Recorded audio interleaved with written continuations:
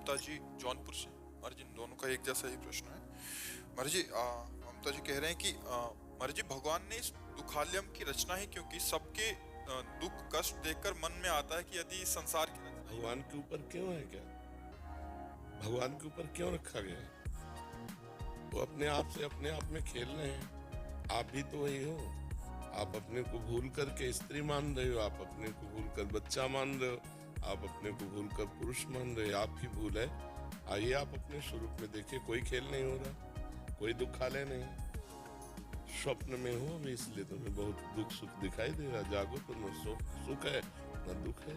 जे ही जाने जग जाए हेराई, जागे जथा सुपन भ्रम जाए। इस भ्रम से आप निकलना चाहो तो निकल सकते हो, आप फंसना चाहो तो फंस सकते हो। आप अपने जाल में फंस गए हो, आप अपने जाल से मुक्त हो गए। आप कौन है? किसका प्रश्न है? आप कौन है? नहीं पता। बस यही पता लगा ले तो संसार का प्रश्न का समाधान हो जाए। जीव अविनाशी चैतन्य घन सुख स्वरूप, संसार स्वाप्निक भ्रम में। अब भ्रम में फंसकर अपने स्वरूप को भूल जाना ही दुख है। अपने स्वरूप को जान करके भ्रम का नाश हो जाना, यही परम स्वरूप है, यही परम सिद्धि है। तो संसार को भगवान ने क्यों रचा है? आप कौन है? आप वही है तत्त्वम अस्य, तत्त्वम अस्य। तुम वही हो।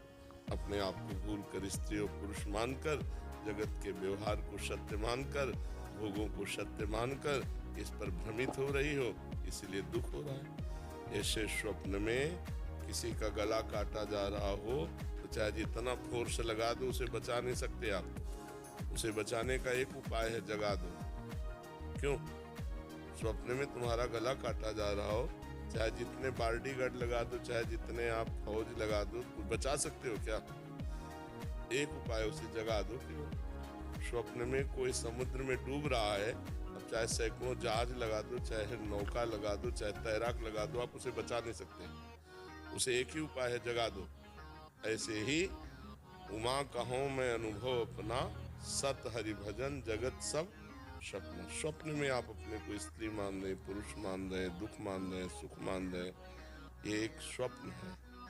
भगवान ने अपने आप को ही त्रिगुण रूप में विस्तार कर दिया। सतोगुणी रूप, रजोगुणी रूप, तमोगुणी रूप। सृजन, पालन, संहार। वो अपने आप से आपका सृजन करते हैं, अपने आप से आपका पालन करते हैं, अपने आप से अपना संहार करते हैं। आप भी वही हो। जानो इस बात को। जे ही जाने जग जाए हेराई, जान गए तो ये संसार गायब हो जाएगा। जैसे जगाने पर स्वप्न गायब हो जाता है, अभी आप स्वप्न देख रहे हैं इसलिए सत्य लग रहा है। भगवान ने बड़ी करुणा की है। क्या बुरा रचा है हमें बताओ? आंख दी अच्छा देखो, जबान दी अच्छा बोलो, कान दिया अच्छा सुनो, हाथ दिया अच्छा करो। अभी आनंद आनंद है, कहाँ दुख है? अब करो मनमानी आचरण और अपने स्वरूप को भूल करके, तो फिर दुख तो है ही। भगवान ने ये खेल अपने लिए रचा है, तुम्हारे लिए थोड़ी रचा है। तुम कौन हो? तत्त्वमसि, तुम वही हो। खत्म खेल। बस यही जानना तो जीवन मुक्त हो जाए। आत्यंतिक प्रलय यही है, मोक्ष। मोक्ष का मतलब क्या है? कभी बंधा ही नहीं तो मोक्ष क्या? भ्रम, भ्रम नष्ट हो गया, बात सामने आ गई। भगवान आप प्रभु हो, आप ही प्रभु हो। अपने आप को भूलकर स्त्री मान रहे हो, अपने आप को भूलकर पुरुष मान रहे हो, और इस संसार को सत्य समझ रहे हो, भोगों को सत्य समझ रहे हो। ये सब मोह निशा सब सोह निहारा, देखे स्वपन अनेक प्रकारा। ये भगवान की माया का एक भ्रमात्मक स्वरूप रचा हुआ है, जो आपका है। आप ही हैं वो, दूसरा कोई नहीं है। जे ही जाने जग जाए हेराई। जब जान जाओगे तो संसार का महत्व खत्म हो जाए। अभी संसार का महत्व है ना, शरीर का महत्व है ना, इसलिए जान नहीं पा रहे हो। एको ब्रह्म द्वितीयो नास्ति, दो है ही नहीं, एक है। आपको तो बहुत दिखाई दे रहे, स्त्री पुरुष जड़ चैतन्य। एक मन जैसे स्वप्न में पूरी बाजार इकट्ठा कर देता है, ना सत्य होते हुए भी। जब तक जगोगे नहीं तब तक स्वप्न सत्य दिखाई देगा, और जब जगोगे तब झूठा नजर आएगा। ऐसे ही मोह में हो इसलिए संसार सत्य दिखाई दे रहा है। जब ज्ञान में हो गए तो एक ब्रह्म के सिवा कुछ नहीं, सर्वम खलमिदम ब्रह्म, एको ब्रह्म द्वितीयो नास्ति, दूसरा कोई नहीं। दुख की कोई गुंजाइश ही नहीं है, दुख है ही नहीं, आनंद ही आनंद है। अब आप स्वप्न में, इसलिए आपको दुख सुख का अनुभव हो रहा है। ब्रह्मभूता प्रसन्नात्मा, ब्रह्मानुभूति हो जाए तो प्रसन्नात्मा न सोचति न कांक्षति, समा सर्वेषु भूतेषु मद्भक्ति लभते पराम। इसीलिए तो साधना करनी है। अब साधना हो रही भोगों की, साधना हो रही विषय की, साधना हो रही संसार की, तो संसार दुख सुख मिश्रित है। ऐसा नहीं कि केवल दुख ही मिलता हो, दुख भी मिलेगा, सुख मिलेगा, दोनों झूठे, दुख सुख दोनों झूठे, सत्य कुछ नहीं, एक भ्रम है। बोलो इतना सुख भोगा, कुछ है तुम्हारे पास सुख नाम की चीज कि मेरे को ये सुख मिला, फिर वही अतृप्ति, फिर वही खालीपना, फिर वही अकेलापना, फिर एक खोज नए सुख की। तो मन जिस सुख को खोज रहा है वो तुम्हारा ही सुख है। तुम अविनाशी भगवान के अंश हो, अर्थात भगवत स्वरूप हो, वो भगवत स्वरूप सुख हो, और तुम अपने स्वरूप को भूलकर स्त्री मानकर पार्थिव भोगों में, तो कैसे सवाल का हल होगा? सवाल का हल तो साधना से होगा। नहीं, भगवान ने कुछ बुरा नहीं रचा, बहुत अच्छा रचा है भगवान ने। देखो ना, सूर्य रचा, चंद्रमा रचा, इतनी बढ़िया रचना की, आंख दिए, नाक दिए, कान दिए।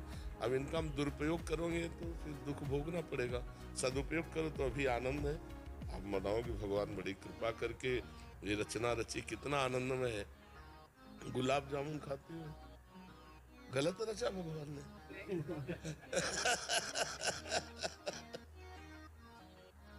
अब 50 गुलाब जामुन पा जाओ, गलत हो जाएगा ना। हाँ, तो अगर हम उचित व्यवस्था के साथ इस संसार को भगवान का बगीचा मानकर उचित व्यवहार करें तो दुख न रहे। अच्छा बताओ, अगर भारत सरकार में ये दंड विधान न हो तो सरकार अधूरी है कि नहीं है? भला कोई शासन में रहेगा दंड विधान न हो? जरूरी है दंड विधान, जरूरी है ना। तो ऐसे वही हमारी सुरक्षा में है। अभी आप उनसे सुरक्षा मांगे, आपको सुरक्षा दे देंगे, और आप गलत करोगे तो मार डंडे आपको अंदर कर देंगे। तो भगवान हमारी सुरक्षा में भी है। जब हम गलत करते हैं तो वही दुख रूप आ जाते हैं, और जब सही करते हैं तो वही सुख रूप आ जाते हैं। और जब ज्ञान हो जाता है तो दुख न सुख, अखंड प्रसन्नता बनी रहती है। तो ऊपर उठो, नाम जप करो, भगवान के पावन चरित्र सुनो और संयम से रहो, कोई गलत काम मत करो, तो अभी देखो आनंद आने लगेगा, हृदय आनंद में होने लगेगा। मर्जी लौकिक खेल में, मर्जी जो खेल होता है उसमें खिलाड़ी होते हैं, और जीत और हार होती है, और जीतने वाले को पुरस्कार मिलता है। मर्जी भगवान की सृष्टि का जो खेल है, मर्जी इसमें खिलाड़ी कौन है, जीत क्या है, हार क्या है, और पुरस्कार। आप ही खेल है, आप ही खिलाड़ी हैं, आप ही विजय हैं, आप ही पराजय है, आप ही बनने वाले हैं, आप ही बनाने वाले हैं, आप ही मिटने वाले हैं, आप ही मिटाने वाले हैं। कुछ द्वैत है नहीं, दूसरा है नहीं। अब कैसे समझावे? अब ये बात समझाने की तब हो जब साधना हो। अगर साधना नहीं होगी तो समझ में कैसे आएगा? ये अज्ञान की धरा में ब्रह्म ज्ञान की बातें या भगवत ज्ञान की बातें थोड़ी समझ में आती हैं। अब चूंकि आध्यात्मिक विषय है, तो पहले जब राधा बाबा से कोई प्रश्न करता तो कहते रोज 1 लाख नाम जप करो, 1 महीना 2 महीना, फिर हमसे बात करो आके, तो तुम कुछ समझ पाओगे। नहीं, अध्यात्म को कैसे समझ पाएगा जी?